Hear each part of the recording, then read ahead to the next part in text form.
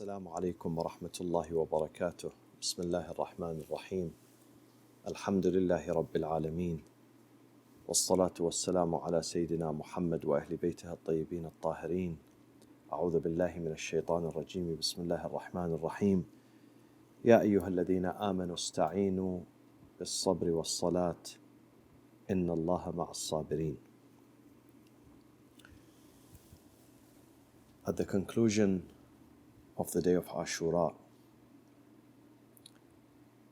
and after the dust of the war settles, a battle that took place in the land of Ashura and lasted for maybe 5 to 6 hours, no more. What are the ramifications, the results? Was it worth it for Imam Hussain to give his blood and the blood of his family and relatives and friends and companions? Let's study and let's look at what happened post Ashura, whether Imam Hussain was the winner or his enemies, Bani Umayyah, won that battle. There were 2 ramifications and 2 results. Some of those results were immediate. They were short-term. The others were long-term results. As to the one that is short-term, the army of Bani Umayyah is supposed to be a winner. They won the military aspect of this battle. They murdered Imam Hussain. They beheaded him. They crushed his body. They murdered his children, his companions. They took his women, his daughters, his children as prisoners of war.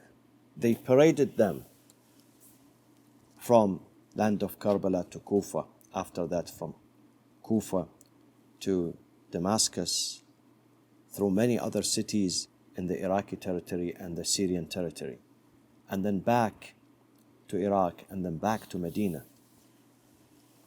So apparently that army was a victorious army. But see what happened to the member of that army who murdered Hussein. The entire army, the entire personnel of the army, the leadership of the army, the generals, the soldiers, were completely demoralized. They were completely demoralized. They lost their morale. They were not happy. They were not joyous.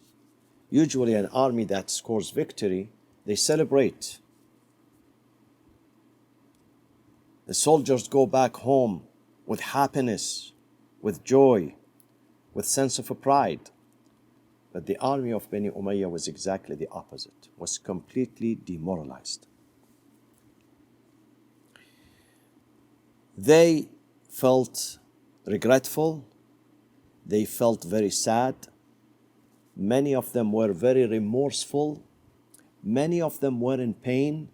Many of them could not sleep the night. Many of them regretted their crime against the family of the Prophet. Many of them were humiliated by their own families, by their own relatives. I'll give you an example. One of them, Khiwalla ibn Yazid al-Asbahi. Khiwalla ibn Yazid, one of the army commanders,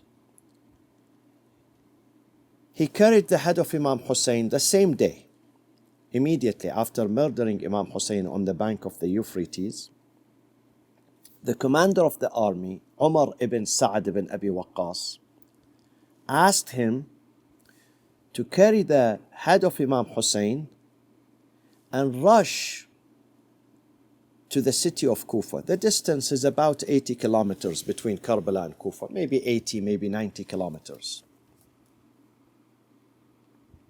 So he can get to the palace, Qasr al-Imara, the residence of Ubaydullah ibn Ziyad, the Umayyad governor of Kufa, and the one who dispatched an army by the order of Yazid ibn Muawiyah, the caliph in Damascus.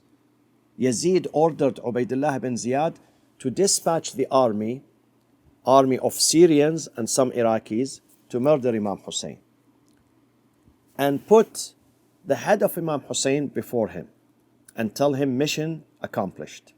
We murdered Hussain, and this is the proof, and this is his severed head. So Khiwalla ibn Yazid al-Asbahi, he travels so fast on horse, and he tries to reach Kufa before sunset, but he couldn't. By the time he reached Kufa, the gates were closed. Ubaydullah ibn Ziyad, the governor, is in his palace. He would not receive any guests anymore until the next day, next morning. So this man, Khiwalla, had to go to his own house in Kufa. His wife was there. He knocked at the door. She came to open the door. He said to her from behind the door, he said, جئتك بخير الدنيا والآخرة. I brought you the goodness of this life and the hereafter. So she opened the door. She said, what is the goodness? He said, here you are, the head of Hussein, the severed head of Hussein. The wife was shocked. She was shocked beyond imagination. She yelled at him. She started to scream. She said, may God curse you. Shame on you. Disgrace on you. You bring me the head of the son of Fatima, and then you tell me this is goodness? You are happy? You are joyful? May the curse of God be upon you. From now on, I am not your wife. لا جمعت والله بيني وبينك وسادة أبدا. No pillow is going to gather our heads together. No roof is going to gather us together after today. I'm not your wife. You don't belong to me anymore. She left him. She left him. She abandoned him. So that was Khiwalla, who was completely demoralized. He was lost. He was lost. His wife disavowed him. His wife dumped him. She said, you are not my husband. I'm not proud of you anymore. The second person was himself the governor, Ubaydullah ibn Ziyad. Ubaydullah, he's the son of Ziyad. Ziyad is the son of no one. You know his name, Ziyad ibn Abih, because when he was born, 5 men or 4 men, according to the history, they started fighting over this little boy. Each one says, this is my son. I slept with his mother. He's my son. He's my biological son. This is why they did not know his father. So they called him Ziyad ibn Abih. Ziyad, the son of his father, because the name of his father is unknown. So this is his son, Ubaydullah. Ubaydullah, who executed the commands of Yazid ibn Muawiyah. His mother, Marjana, his mother's name is Marjana. She disavowed him, she rejected him. And his brother Uthman, he has a brother, sibling called Uthman. He rejected him. They disavowed him. His mother said, you are not my son anymore. His brother said, you are not my brother anymore. I don't know you. You committed a heinous crime. You committed the worst crime in the universe. You don't belong to us anymore. They left him. The commander of the army in Karbala, Umar ibn Sa'd ibn Abi Waqqas, though this man is somehow related by blood to Imam Hussain, but dunya, when dunya controls someone, when someone is fascinated, enchanted, intoxicated by the dunya, he does not know any relatives. He's willing to murder his own brother as Qabil did with Habil. Cain murdered Abel, his own sibling. So this man, though he's related to Imam Hussain by blood, but he was not related to Imam Hussain by faith, by character, by manners, by message. This man, the following day, left the land of Karbala. He arrived into Kufa. He met with Ubaydullah ibn Ziyad in his palace, and he said to him, mission accomplished, and therefore you need to appoint me, or ask Yazid to appoint me as the governor of Ray. Ray was Tehran's today, the capital of Iran. At that time, the capital's name was Ray, which is now a small town, not a small town anymore. It used to be a small town. It's not a small town anymore, which is called Shahr Ray in southern Tehran. That was the capital at that time, and it was very strategic, very important. So he aspired to be the governor, to be appointed by Yazid as a governor of Ray. And Ray was the capital of Bilad Faris, a very important capital, the capital of the Persian Empire at that time. Ubaydullah bin Ziyad said to him, no, you are not appointed the governor. You lost it. He said, why? Wasn't I loyal to you? Didn't I execute your commands and the commands of Yazid by murdering Hussein? He said, yes, you murdered him, but you were hesitant. Historians say, in the books of history, Ubaydullah said to him, you were hesitant. You were not assertive. Because I know what you said the night of Ashura. The night of Ashura, Umar ibn Sa'd was walking around his tent, and he was saying, I'm confused, I don't know what to do. فوالله ما أدري وإني لحائر أفكر في أمري على خطرين. I really don't know what to do. I'm very confused. There are two options for me. أأترك ملك الري والري منيتي. Should I abandon the governorship of Ray? But the governorship of Ray is my dream. I've been aspiring about it for so many long times. And I need to be the governor of Ray. I love to be the governor of that city, of that capital. أأترك ملك الري والري منيتي أم أرجع مأثوما بقتل حسيني.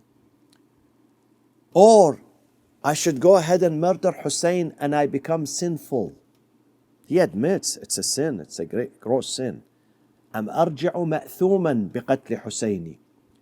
I go back to my Lord while I carry the blood of Hussein on my hands. Then he says, Hussein ibn Ammi, he's my cousin, he's related to me. والحوادث جمة ولي في الري قرة عيني. But Ray is my favorite place, is the comfort of my eyes, is my ultimate dream. So it's okay if I murder Hussein to be able to reach Ray and to become the governor of Ray. So he was a bit hesitant. So some of the soldiers who were guarding him, guarding the commander, they heard him and they reported back to Ubaydullah ibn Ziyad in Kufa. So when he came to get the prize, the award from Ubaydullah ibn Ziyad, Ubaydullah ibn Ziyad said, no, you don't get it because you were not assertive in murdering Hussein and you were hesitant and therefore you do not deserve the Ray. Look at God's punishment. خسر الدنيا والآخرة. He lost both. He lost his akhirah by murdering Imam Hussein and his companions and his family, and he lost the dunya too. And he was completely disgraced and humiliated. They kicked him out. They fired him. What happened to Yazid ibn Muawiyah? Yazid himself, the caliph, who ordered the murder of Imam Hussein, he didn't survive. None of those murderers of Imam Hussein survived. Some of them were killed in the first year after Ashura, some in the second, some in the third, some in the fourth. Maximum time it took 5 years. All of them were murdered. All of them were killed. None of them survived.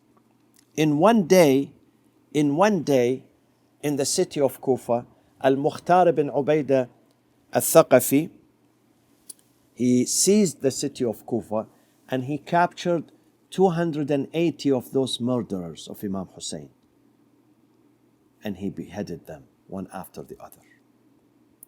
There are 3 stories as to how Yazid ibn Muawiyah perished and he was killed. 3 different stories in the history.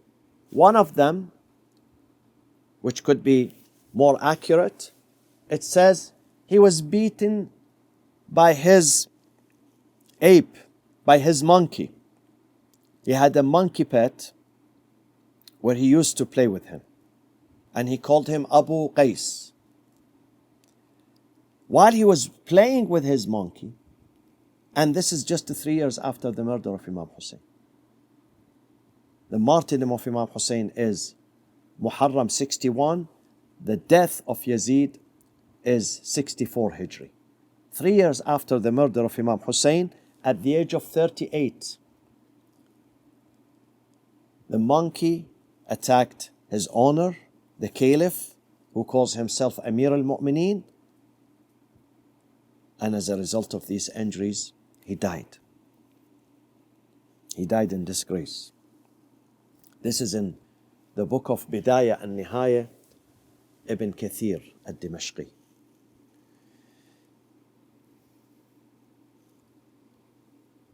They lost it, all of them, all the commanders, all the murderers, all the soldiers who came to fight Imam Hussain alayhi salam. They were killed in a very brutal, in a very savage way. After that, immediately there were many popular movements and revolutions against Bani Umayyah, one after the other. The day of Ashura gave its own fruits. So there was the revolution of Tawabin, followed by the revolution of Mukhtar ibn Ubaydah al-Thaqafi, followed by the revolution of Ibrahim ibn Malik al-Ashtar, followed by the revolution of Imam Zayd ibn Ali ibn al-Hussein alayhim as-salam, followed by the revolution of the people, the Ansar, the people of Medina, followed by the revolution of the people of Mecca, one after the other. During these revolutions, the mosque of the Prophet was desecrated, was destroyed. The Kaaba was shot and destroyed and burned. But it sent waves, shocks to the foundations of the Ummah, that the Ummah should wake up. Something important happened. The blood of Imam Hussain was not lost. It did not go in vain. So these are the immediate. Now the long-term results, the regime collapsed. Usually empires last for 500, 600, 700 years. The Abbasid lasted more than 600 years, but the Umayyads did not last that much. Only few years after the day of Ashura, that empire collapsed. They could not last. Because of the revolutions that took place in the east and the west and the north and the south, in the central area. The entire Islamic countries erupted against the savagery, the injustice, the corruption, the dictatorship of the Umayyad dynasty. On the other hand, the name of Hussein, Banu Umayyah, they worked very hard to conceal this name, to bury this name, to finish this name. People would be punished. People who would say, Ya Hussein, O Hussein, they would be put in jail. Their limbs would be amputated. No ziyarah was allowed. No one was allowed to go and pay tribute to Imam Hussein. They demolished the grave of Imam Hussein several times. So they leave no marks and no one knows where Hussein is buried. someone comes to Karbala searching for the grave of Imam Hussain, he would walk a few steps, then he bends down and he grabs a handful of dirt of the land of Karbala, of the soil of Karbala. He smells it, then he returns it back. Then he walks a few steps, he does the same. And he kept doing that until he reached a point when he smelled the soil, he said, this is the grave of Hussein. I can tell you, because of the smell. أرادوا ليخفوا قبره عن محبه وطيب تراب القبر دل على القبر. They tried hard to conceal the location of the grave of Hussein from his sweethearts, from his lovers, from those who adore him. But then the fragrance, the aroma of the grave led to the grave itself. They could not hide the grave of Imam Hussain. After the day of Ashura, scores and scores of people in the Muslim Ummah, from all directions, from all cultures, from all country, they started heading to the grave of Hussein to pay tribute to him, to learn lesson from him, to get inspired by him. His name was amplified many times.